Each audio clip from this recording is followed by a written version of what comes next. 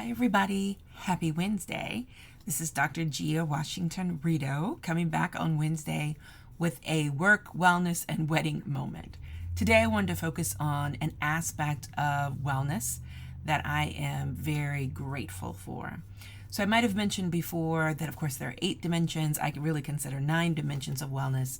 And in the past, probably 2 to 3 years in my primary role at work, I have been looking for ways to incorporate the dimensions of wellness on various teams that I consult with. And so in doing that, I've been providing some education about the dimensions of wellness. And in doing so, I've had a lot of experience with each of those dimensions and found that some really work well for me at various points in my life. So I wanted to highlight one with you all today, and that is the aspect of intellectual wellness. Now, we think about intellectual wellness that really focuses on creativity, curiosity, activities that could be, primarily intellectual in nature, visiting a lecture, visiting a museum, reading a book, things that are intellectually stimulating. Or they could be activities where you are simply following your line of curiosity. So last week I attended a training on the EQI 2.0, which is the emotional intelligence examination that a lot of coaches in the coaching industry, especially executive coaches, use with their coaching clients.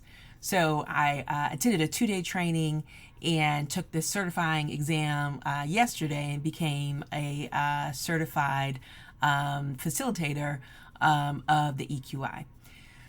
One of the things I appreciated the most about my experience was that at first I was not going to do it.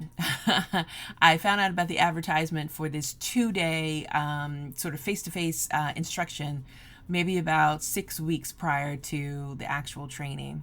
And I thought, I really don't have time for that, but I'm interested, but I don't want to have to take off work, yada, yada, yada, all the excuses.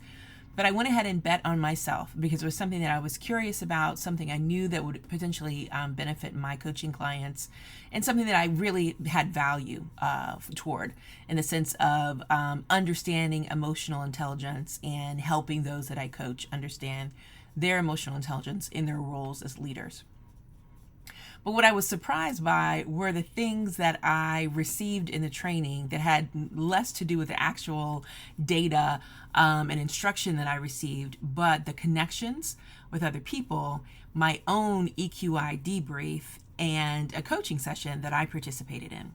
So I don't want you to think at all that as a coach or as a psychologist, I don't ever consult with other coaches or consult with other psychologists or seek support or mental health services, especially when it has to do with something that I'm going through.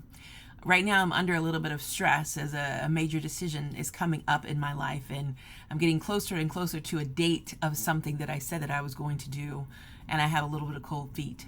So I was able to talk to the coach who helped me debrief my EQI results about that. And she said 2 things. She said, Gia, I think you need to keep in mind 2 major things. One being abundance, and that the more you have abundant thoughts and the more you settle into abundance, abundance will come towards you. You will be taken care of. Your fears about this particular situation or decision that you have to make will be trivialized and minimized because you're going to receive so much abundance. And then secondly, think about your thinking in the sense of narrowing your focus. You don't have to be the person, the superwoman, the everything for everybody. You just need to be the best version of you for the few select people that you decide to share yourself with. And those 2 things for me were profound. And what was interesting was that even though I have heard in various formats from different voices and different speakers about abundance, it was something just so succinct and simple with the way that she told me during my coaching session that resonated with me and called me to action.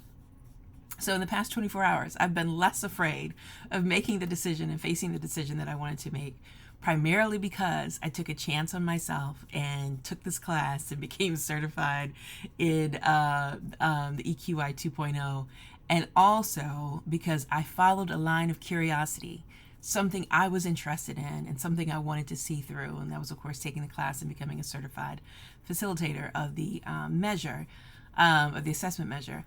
and it's so far has given me just tenfold in the sense of return on my investment.